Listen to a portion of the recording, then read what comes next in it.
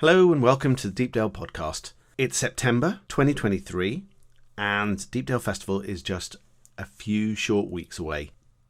This podcast is another in the series of the Deepdale Festival podcasts, chatting to various artists who are playing at Deepdale Festival 2023. In this episode, I'm really pleased to be talking to the Leisure Society, Annie Dressner, Alex Hawkins and the John Ward Trio, who are all performing at Deepdale Festival 2023. For more information on the festival, including the incredible programme that Chris has put together, just head to deepdalefestival.co.uk. At the time of recording, there are a couple of non-electric pitches left, and there are day tickets available. We hope you'll join us for what will be an amazing weekend of fantastic live music. Enjoy the listen.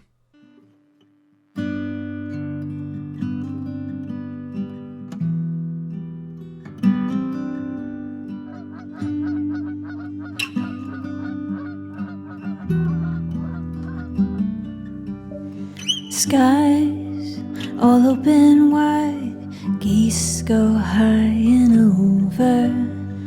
Oh, now you're a beachcomber, a fistful of sandfire, sea, lavender, see you next year.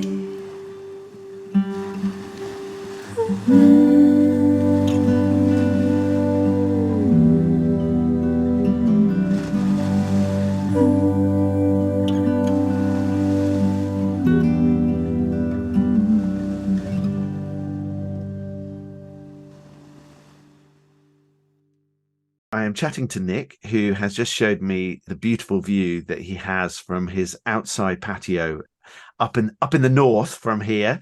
And these guys, the Leisure Society, are coming to play at Deepdale Festival. They are headlining on Saturday night in the Brick Barn. And to put it mildly, Chris is so excited about them coming. He can't believe that they're coming to his festival.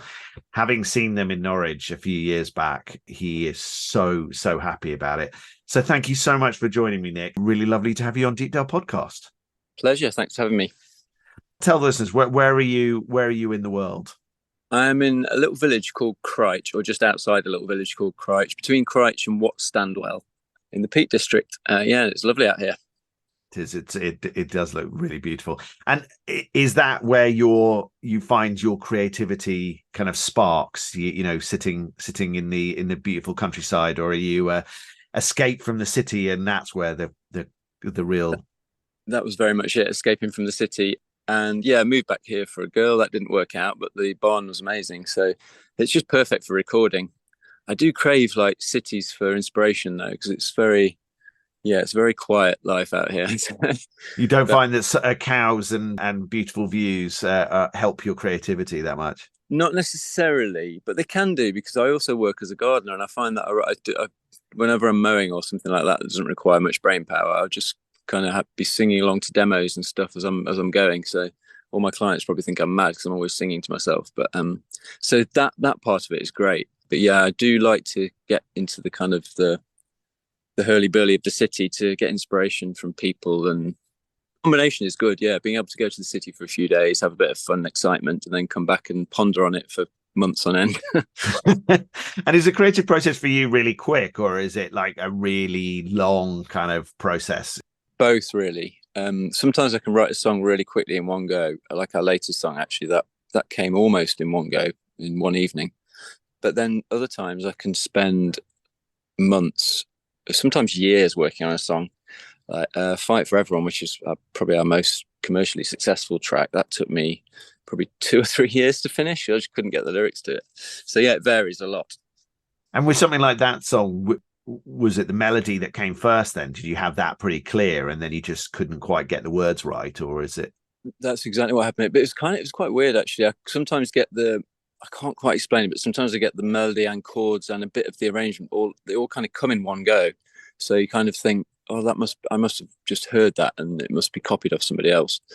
So you spend ages asking people, saying, do you recognize this? Is this familiar? But it's weird. They just kind of almost appear in your head. I guess they must be arranging themselves in your subconscious in some way, and then they just appear. But with Fight for Everyone, it was the melody of the synthesizer, a little bit of the vocal melody, and the chords underneath it all just appeared in my head in one go. Funnily enough, I'd been to the gym. I was cycling back from the gym, so there's video footage of me just like covered in sweat on this little keyboard playing the melody and humming along. And do you tend to write everything and then write all the parts as well, or do you, or is it quite a collaborative thing with the band? Bit of both, really. I usually have some ideas, and I'll usually record a demo which has like very roughly played ideas on keyboards for string lines and things like that, trumpet lines. And then I'll take it to the band, and then we'll jam through it, and then everything will be refined and people will come in with their own ideas as well. So yeah, it's a combination. What sort of thing can they expect from your gig? We will be a 5-piece band, which is what we've kind of settled on for the past like 6 or 7 years. We've been a 5-piece. So yeah, it'll be quite eclectic. We're always quite eclectic. So there'll be some soft songs and some fun upbeat songs. Yeah, so expect the unexpected. Excellent. Yeah, we like that. And have you played Norfolk before? Well, other than Norwich, when Chris saw you? Yeah, I think Norwich is the only place we've played. I could be wrong, but I know the area quite well because I used to go on holiday to Cromer almost every year as a child, because I used to have 2 holidays. One was in Weston-super-Mare where one grandma lived, and the other one was in Cromer where my other grandma had a static caravan. So I used to go crabbing in Cromer all the time. Excellent. Well, maybe in this visit we'll give you more inspiration, and even if it's just a road trip to Deepdale. So we'll see what happens. Road trip when you go to that part of the country, isn't it? Yeah, Takes I'm afraid the A17 or the A47 either are dreaded ways into the county. There's nothing we can do about that, unfortunately. On the way and enjoy it. I'm not sure the A17 is quite so romantic as Route 66, but hey, though it just needs the right song. Yeah, let me know when you drive the road whether you feel that it could be romantically. Are you doing a lot of live stuff at the moment, or is it a kind of a creative process at the moment? It's creative. I'm trying to finish off an album which is kind of changing all the time, and I'm writing new songs. We're doing odd gigs, but we will be touring at the end of the year in November. We're going to be touring again for the first time in ages. And then, we've got some stuff lined up for next year, hopefully as well. But that's all kind of just happening at the moment, being organised at the moment. So, we're starting to wind it back up again. And are you going to have a chance to see any of the other acts at the festival, or are you dipping in and dipping out? We'll probably dip in, but then hopefully hang around for a bit. So looking forward to just chilling out and enjoying some music. Fantastic. If I played a track of yours, which one do you feel is going to kind of be good for the listening ear? Well, for the listener, I would say our new song. It's quite a gentle acoustic number, but it was written during lockdown. And then latterly, Brian Eno got involved. It's just been released. It's called Braver the Waves. Have you worked with Brian on this and other work, or just this track? Yeah, we met him years ago because we saw an interview. Somebody alerted us to an interview online where he was talking about his favourite album of the year in 2009 was our debut album, The Sleeper, which really shocked me. I'm a massive Brian Eno fan, but I really didn't expect him to be a fan of ours. So somebody from our record label got in touch, and he invited us round for tea one day. So me and Christian went to his studio and just hung out and chatted with him. And he was such a nice guy, totally unpretentious, down to earth, but also like incredibly clever. We also got invited to his Christmas party where I got incredibly drunk and accidentally put on a woman's jacket when I was leaving. I didn't realise, it took me far too long to realise that it was much too small for me, so that was quite embarrassing. But yeah, he's a lovely chap, and he worked with us on the last album. He did there was a song which I sent him. God knows I'll pay for it now. And I just sent it over to him, and he sent back loads of ideas unexpectedly. And so I did it again with this new album we're working on, and I sent him the track just as it was about to be mixed, actually.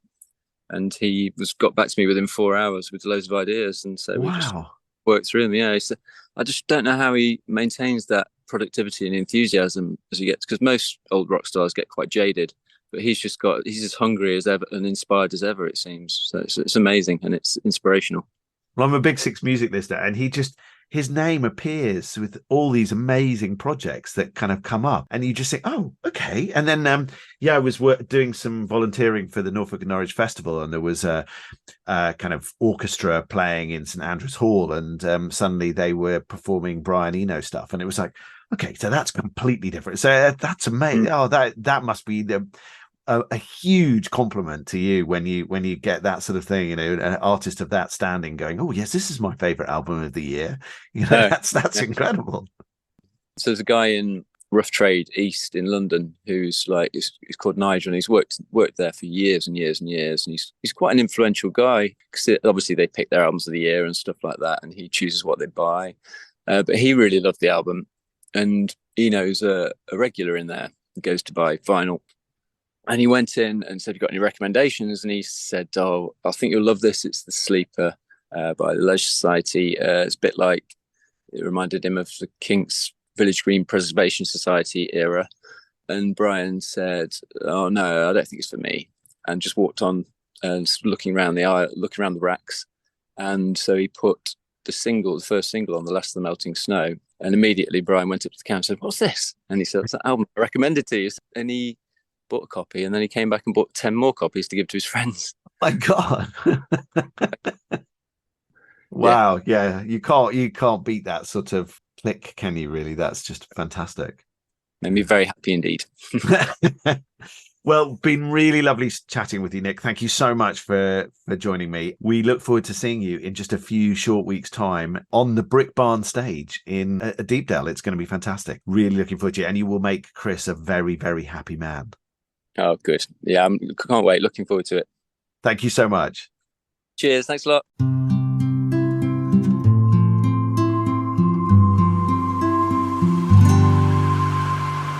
Brave are the waves that crash to the shore.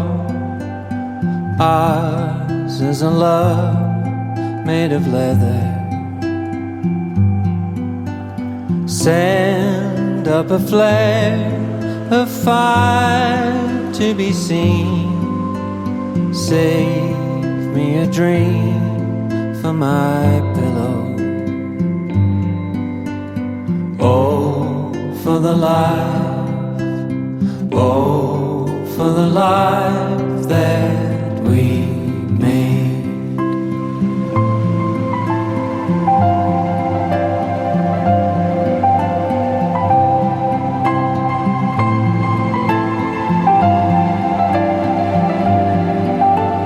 Soft as the voice that bends on the breeze. Make me a home from the willow. Won't summer send its song out to me, trapped in the arms of forever? So I'm on Zoom. I am chatting to Annie Dressner, who is going to be playing on Saturday in the Orchard at Deepdale Festival. Lovely to have you with me. So nice to be here. Thank you, Jason. So how did a lady from New York City end up in the UK singing folk and soon to be performing at Deepdale Festival? The very short answer is an open mic. And the longer answer is I met my husband in New York City, where I'm from, at an open mic, and he's British. And ultimately, we decided to live here. So that's very cool. So open mics are useful for more than just being noticed by record labels. I didn't know they were useful for being noticed by record labels. I thought that was the whole point of them, but maybe not. Maybe I don't know. I thought like I never knew that. And maybe it is, but I've maybe gone to the wrong open mics. No, my experience with open mics, which it was getting to learn how to play my own songs live, and that was really useful, and just meeting people and having like a community of musicians. We like New York. It's a great city. If we're heading back there, what recommendations have you got? What have we got to go and visit? You need to have a bagel from Essa Bagel. Okay. On First Avenue and 19th Street. And the Natural History Museum is really fun. That's amazing. Lying under the blue whale is incredible. But book it ahead because if you go on the day, you'll be in the line for like at least an hour. What else? All the museums are wonderful. Obviously, Central Park is nice. I'm from near the East Village. I like it there. I don't know. Brooklyn's cool. New York's fun. I miss it. I'm going to go there to visit. Yeah, we want to spend some more time in Brooklyn next time, but that's cool. But we feel we've seen quite a lot of Manhattan, but not enough of Brooklyn. So yeah, it's cool. Definitely the next place. So where are you based in the UK then? In Cambridge. Okay, so not that far down the road, really, from us. No. And have you played in Norfolk before? I'm guessing you must have been up this way. I've played a couple of places. I've played at the Norwich Art Center twice. I love that venue. It's a great And I also venue. played the Grapevine a really long time ago. Okay, yeah. For you, what's the best bit of music? Is it the creative process or is it the performing? I think it depends. I think I like them both. So I really love writing songs. I feel like it's something that I didn't realize that I always did but I've always made up songs. Like since I was a little kid, just singing randomly. I would be like the person singing in an elevator to myself or walking down the street singing. Sometimes I write, a lot of the times I write songs just to kind of process things I'm going through. And other times I just write songs to try to write songs. But I really enjoy it and I've always loved performing. So both. Kind of good. And do you find a song kind of really takes on a whole different life when it becomes something live rather than sitting in the studio playing on your guitar and playing with ideas? Do you find kind of ideas can be killed or brought alive by kind of a live audience? I do sort of feel like you need to break a song in to know how to perform it. So I have a record coming out next year with singles starting to come out pretty soon. And one of the songs from the record I've started playing live, and it's really fun. I enjoyed it before, but I have enjoyed it more since playing it live. I don't know why. Quite a lot of artists sort of say that, you get a different vibe and a different energy. I think that is it. I think it's like there is more energy put into it. So it's like, yeah, I do think that's correct. And are you going to get to see any of the other artists when you're coming over, or are you just coming for your session? That depends. I'm a mom, so that depends. But I get that. My friends Polly Paulsma and Catherine Williams, they're playing, and Chris Cleverly, I think he's playing on the Saturday. My friend Amelia's playing on Sunday. Chris Cleverly's playing on Saturday, same day as you. And as you say, Polly and Catherine are playing on Thursday the 21st. And is Michelle Stoddard also playing, or am I making Michelle is going to be playing with Catherine in her band on the Thursday, and then she's got her solo set on Friday the 22nd. Cool. I'd like to try to be there. So if I can, I will be. I can imagine, yeah. 2 kids and planning festival visiting is a different level of organization than just a musician with a guitar. A little bit. And are you, when you perform, are you just solo with guitar, or is there other instruments involved? Paul Goodwin, my husband, produced with me the last record and the upcoming record and the last record and other things. So prior to having kids, we used to play a lot together when we didn't need childcare, but we've started playing together again. So he's been playing keys and like organ and stuff and electric guitar, but I also sometimes play solo. And for I've got, when I have a tour for my record, I'd like to probably have more going on, but we'll see. Got you. So when is the album likely to be out? In the spring. Well, we're really looking forward to seeing you at Deepdale Festival. It's going to be fantastic. If we played a sample of a song of yours, which one would you choose? I would say my latest single, I've Always Been Like This. Okay. And what was the inspiration behind that track? I wrote it just because I always have felt like on the outside pretty much, except for when I don't, when like you meet those people that understand you. Okay. And so it just was a song that I wrote about that. And just, one of the lines is like the chorus is, well, it starts with I've always been like this, I'm always alone. And then the chorus goes except for the times few and far between, like basically when somebody knows who you are. So that's what I wrote the song about. And actually, I kind of wasn't sure that other people felt that way because it isn't anything I'd ever really said aloud. But since playing that song, it seems like a lot of people do feel that way, which is kind of comforting I and think there's an awful lot of people who probably feel that way a little bit sad. an awful that we lot all of the do. time. Yeah.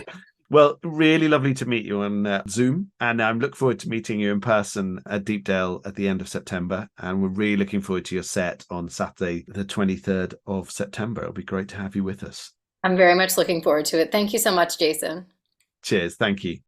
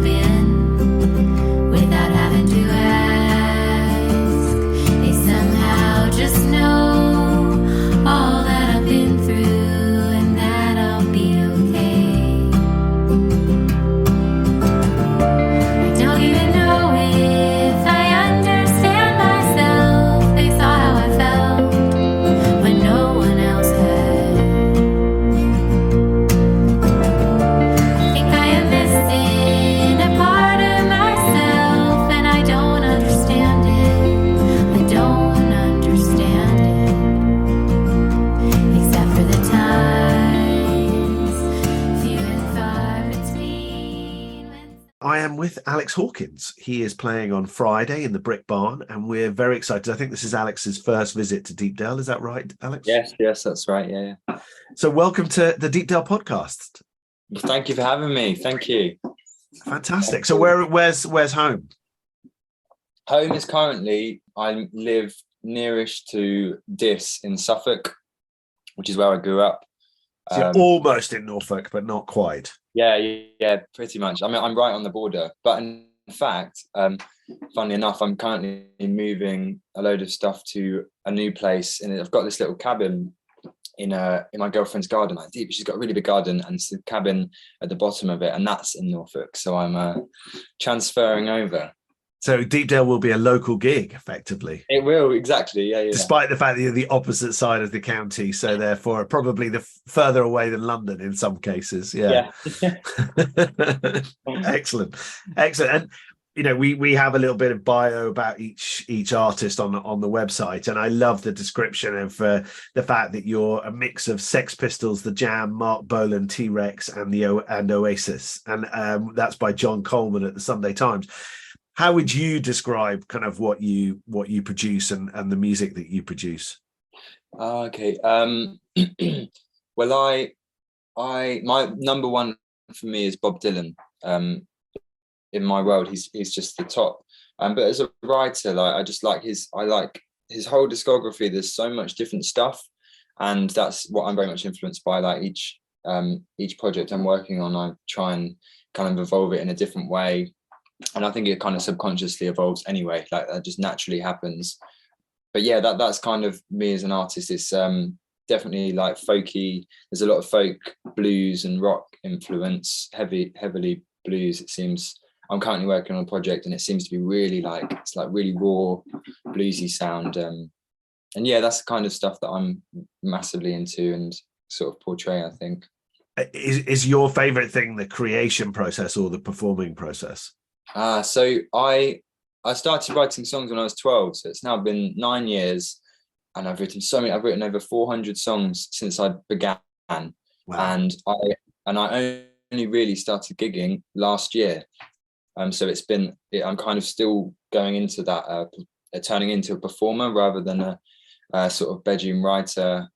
I really, really love being in the studio, and that's always been the thing I've done to the point where I would happily just go and record albums and never put them out, and just to have that sort of time. Yeah.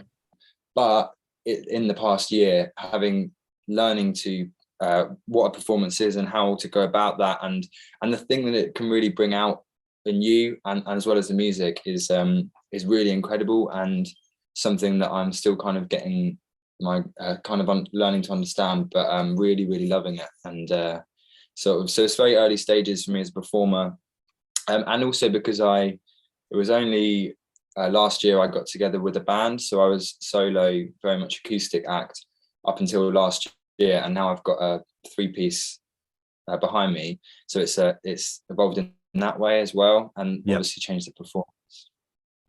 Yeah, that makes a huge difference. So you're not going to have people shouting Judas at you when you change over to an electric guitar like Bob Dylan did. So this is ongoing joke, because I keep saying I like Bob Dylan, but then I come on and like play the heaviest stuff I could possibly play. I have to admit, I wanted to see him forever, and I took Chris, who's the festival director, and his wife, and another friend to London to see him, and it was the most disappointing I've ever been with a gig ever. Yes, I've heard this. My mum did the same. Heartbroken. I kind of wish I could say I'm gutted I've never seen him live, rather than seeing him live and being that disappointed. Did you? Because I hear that you can't really, because he's always changing melodies and changing arrangements. There's a lot of times when you get 4 minutes into the song and it's like, oh, it's this one. To be honest, I'm not sure I recognised a single song in 2 hours, or understood one word he sang, which is heartbreaking, because I absolutely love his earlier stuff. But but I know other people who've been and just thought it was amazing. So what, who am I to know these things? There's something for everybody, isn't there, really? But I sort of wish he'd gone down as an artist that I wish I'd always seen, rather than an artist I saw and then was disappointed. So, but hey, nothing you can do about it. So have you got a really busy gigging schedule nowadays, or is it sort of picking the right events for you, or are you sort of just kind of building up your experience and really enjoying getting out there? Yeah, that's interesting. I think, well, actually this summer I'm kind of having a bit of time off. I was very busy in the spring for the past few months, and I've only got a few festivals this summer, not too many gigs booked. Not really consciously, just it seems to be a good time for me to relax a little bit. I've definitely played like enough gigs that I'm in the way of, it's nice to know what kind of gig you want to play and pick it in the right way, because it's a shame to prep for a gig and turn up and there's 10 people watching you, like it's a real shame. But also, that any experience with playing live is super valuable anyway. I definitely want to be gigging more, and I'm going to be getting back into the swing of it in the autumn for sure. And does gigging kind of help you develop the songs that you've written? So you said spend a lot of time and enjoyed the studio experience, but do you find songs evolve in a whole different way when they're performed live? Yeah, 100%. And especially hearing it, you kind of having, I think when I record it in studio, like I normally demo it at my house and do a full demo by myself. Then when you hear it live, it's like it's a completely different song to what I thought it was, just by hearing it with different amps and different blah blah blah, everything like that. It completely evolves it for sure. And that can also lead to changing the actual arrangement of the song, which is exciting. And something I think I've always liked to work really quickly when I'm trying to make something. So when even in the writing process, I will try and write a song within an hour or two, and not overthink it and try and get too into it, and then go and record it within like a 5-hour gap, the whole song. But recently, as I'm now playing new songs live with the band before there's any studio recording, it's like it kind of gives it that time to evolve in different ways, which is something I haven't really done before, which is interesting. That's cool. It's nice to know that playing live still forms a good part of people's creativity, really. I think that's really, really good, because I think there's so many, I know artists who've written stuff and recorded stuff in the studio, and then they go, oh my god, how am I going to tour this? This could be a nightmare. Well, we're really looking forward to seeing you play at Deepdale. It's going to be great fun. If you don't know anything about the festival, we describe it as small but perfectly formed. Few hundred big folk fans who really just love listening to music and are really appreciative of artists who make the journey. So I think you'll enjoy it a lot, and the beer is excellent, so that helps. Good. Yeah, so our friends at Moongazer Ale supply the beer, that's fantastic. And I think you'll really enjoy it. And the Brick Barn's a beautiful venue. You just have to imagine, as it used to be a grain drying barn, and now it's a music venue. So it works very well. Yeah. So. I'm very excited to come. It's going to be great. So was it an old brewery or something? No, it's part of the farm. The barn used to have the hoppers in the ceiling where it used to sort of put the grain into the barn, but we when we had a bit of a tidy up and a re-roof, we decided that probably didn't meet health and safety, so we took those down. Especially when you've got a decent amount of bass playing, the dust from the old grain used to sort of float down over the audience, so everybody left with a sort of grimy feel. It's a bit cleaner and tidier now with a much better roof, so no more water dripping onto amps and that kind of thing. So a bit less rustic, but still with a rustic charm. Yeah, of course. So, no, I'm very excited. Excellent. Well, we will see you in September. For anybody who doesn't know about Alex, just jump on the Deepdale Festival website and you'll see links to his website and Facebook and Instagram and SoundCloud and that sort of thing. If we're going to play a little sample track of yours, what should we play? You could have a listen to the new track, Biro Blue, that came out in the spring, just gone. It's been out a few months now, but yeah, for sure, go and have a listen to that. Brilliant. Thank you so much, Alex. That's fantastic to have you with us. Thank you.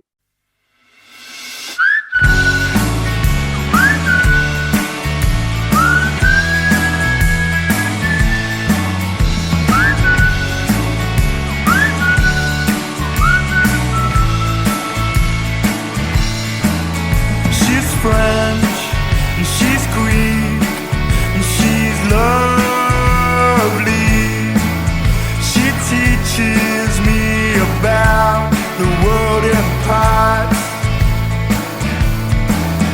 She gives and she takes like a dancer. She acts, she sings, she makes drawings of art.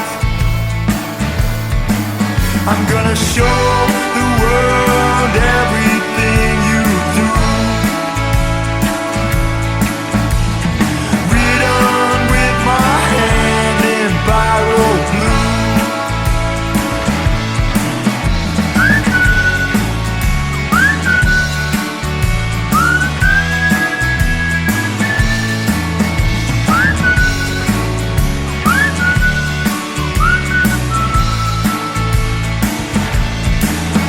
Her sister moves like a free spirit.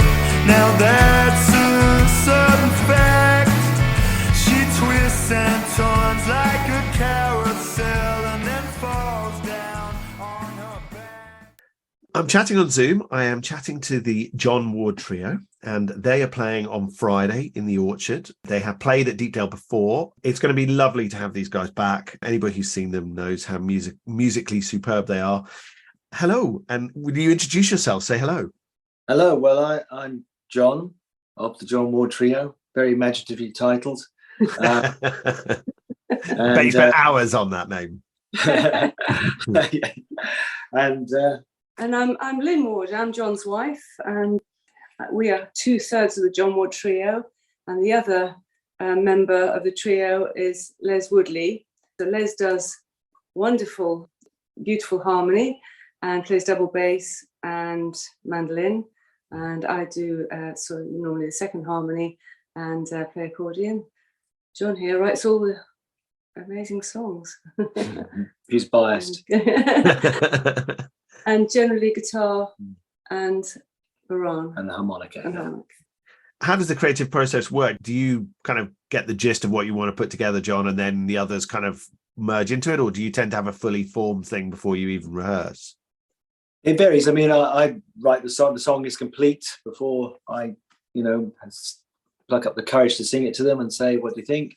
And sometimes I have a few strong ideas about what I would like on it, but probably more often than not, it's a case of, because we've been playing a while now together and they're very good, going through it and they go, "Oh yeah," and they pick it up a bit, and then things start to happen. And on some things, it's a very quick process, and go, "Oh, that's really working." And other ones you have to battle it through a little bit and discuss and decide what we're gonna, where the accordion's going to be, or if it's going to be mandolin or double bass and so on. So it varies. Which is your preferred, gigging or writing and developing the music? Oh, it's a tough one. Well, I think I don't know if I could pick really, because in terms, I've always written songs, I've always written things. I would do that anyway. I enjoy doing it. I would continue to do it even if we weren't gigging, I suppose. But there is a big fat "what's the point if you're not gigging?" Yeah, and we do enjoy the playing, don't we? I mean, it's great to have. We've just played 3 gigs in the last 3 nights around the M25 area. Yeah, and we've had lovely gigs, haven't we? And we have, yeah. To hear the songs go down well. Yeah, lovely, appreciative audiences in the folk club. Very enjoyable the past few days. Yeah. It's hard to say, to be honest, one without the other. They're both balanced up, but certainly, having in the middle of a string of 5 and 5 nights at the moment, it's really enjoyable playing live. It'd be hard to not to have it in your life. It's great. And is the creative process for you quite quick? Are you sort of, do you get an idea and then a song forms very quickly, or is it something that is pretty painstaking? That's varied as well. That varies as well between, it really is hard to say. I mean, I think probably would be fair to say what happens for me more often than not is it's quite fast. The initial sort of words, verse, chorus or something all can happen quite quickly, and then so maybe that's 80% of it, and the final 20% can take a long time to find those right words, to find the missing line, to get that tune just right, so that's that. But I mean, there's a song we do called "Watching Old Faces Grow Young," which is about the folk scene and the joys of playing music together. And to say it took 20 years to write would be, it was not quite like that, but I had the idea 20 years before I finished the song, because I kept going back to it because I liked the idea. But I couldn't get it right. And then I'd ditch it and start all over again, and ditch it and start all over again. And then one day I sort of started again. So I still like that idea. And I found my way in, and then it was all right. I think also, I don't know if John would agree with me here, once he's written a song and he feels it's fully formed, and Les and I and John start to sing it and try to perform it, there's another little bit of the evolution of the song that happens at that point, isn't there? Where you're trying to get the harmonies and the instrumentation right, the arrangement, I guess. And you can adjust the song at that point a little bit, maybe a little bit melody-wise, even the odd word or two. Yeah, that's right. Just to kind of bed in the performance of it. So. Once you actually get singing the song in a practical way, if you like, and you're rehearsing it and getting to, because the thing about songwriting is that, and learning the song, this is, I think, quite interesting really, is that if you're doing a cover song, if you're learning a song that you've been lived with for all your life, well, you know how it goes. Yeah. With your own song, you don't know how it goes. You've got to actually learn. You've never heard it before. I've not heard it before. And so once we actually start rehearsing it up and singing it and hearing the harmonies going, as Lynn says, you go, that lyric doesn't quite work now, actually. And you have to adjust that lyric a little bit, or you phrasing, or you find another, there might be a moment where you go, actually, that little chord there is, I could adjust that slightly. So those little things happen. So sometimes it can change the song, put a little emphasis somewhere or a nuance where you hadn't been expecting it. Yeah, that's right. Yeah, it's really interesting and enjoyable. And sometimes, Lynn and Les will say, well, new words, new tune could be good. Yeah, that's probably the least happy moment of a song's development. Yeah, just start completely again from scratch, and you'll have something quite good there. Yeah. Well, we really are looking forward to you coming back to Deepdale. You've been to Deepdale a few times now, haven't you? Yeah, we have. Yeah, it's lovely. 3 or 4 or something. So yeah.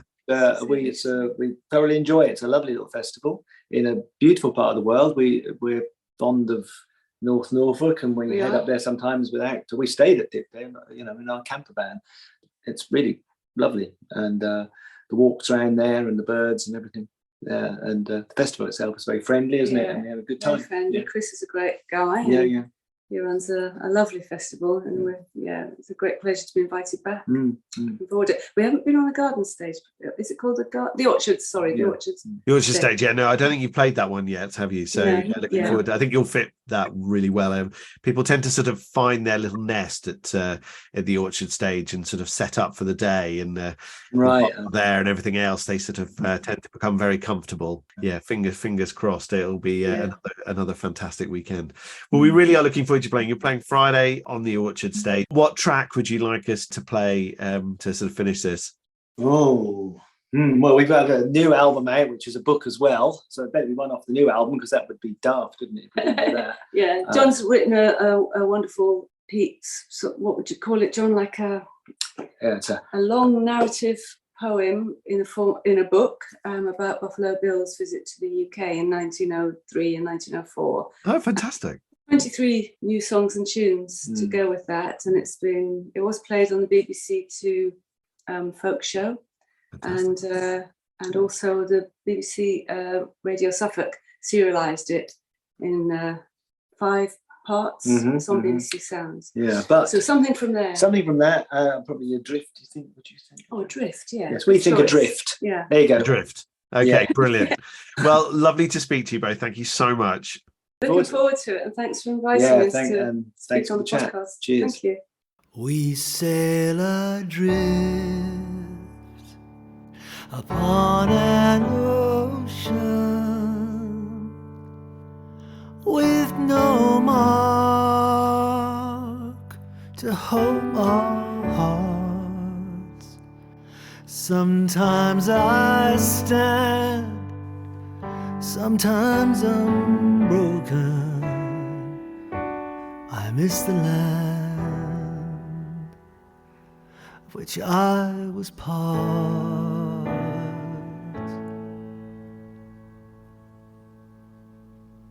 The winds of change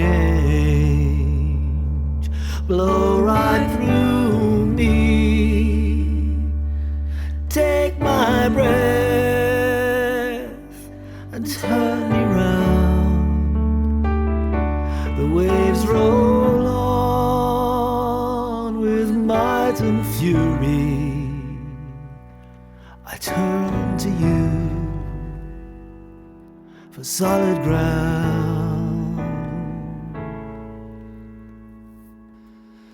Sail on through sorrow, sail on to the dawn.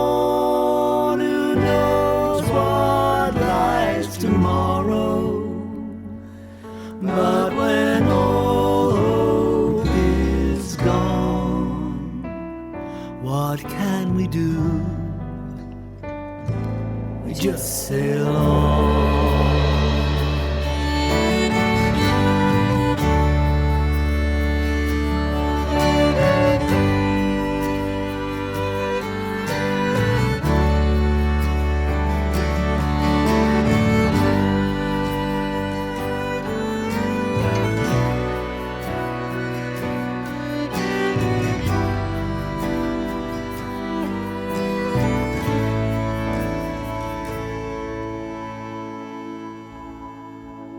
Will this cruel sea come and claim me and take me down before I cross? Where is the strength that could sustain me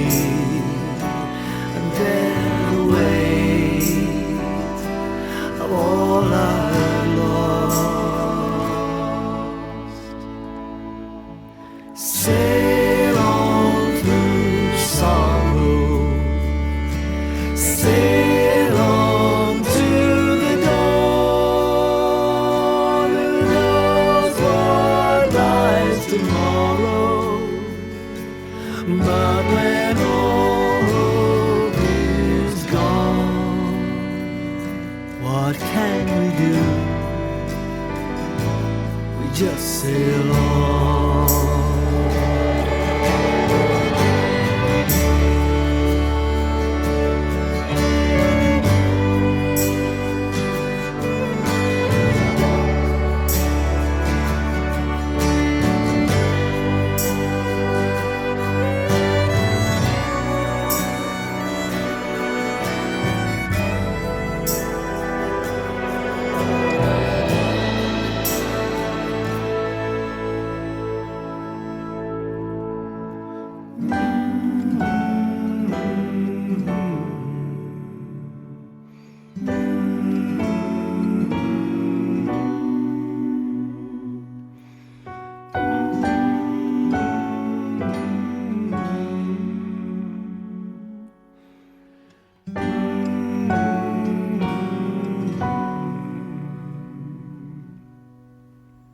What can we do? We must sail on.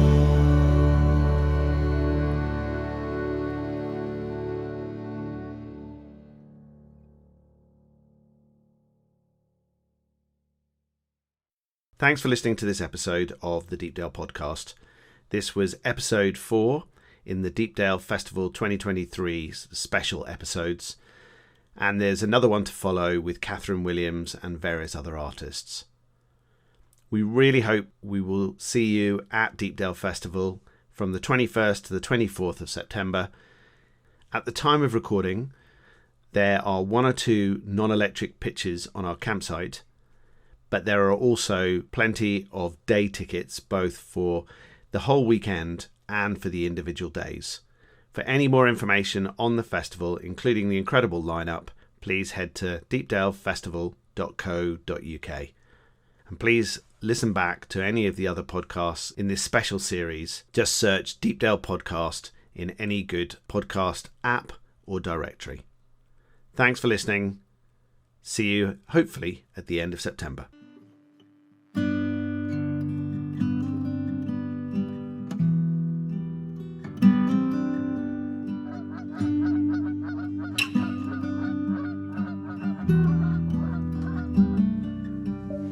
Skies all open wide, geese go high and over.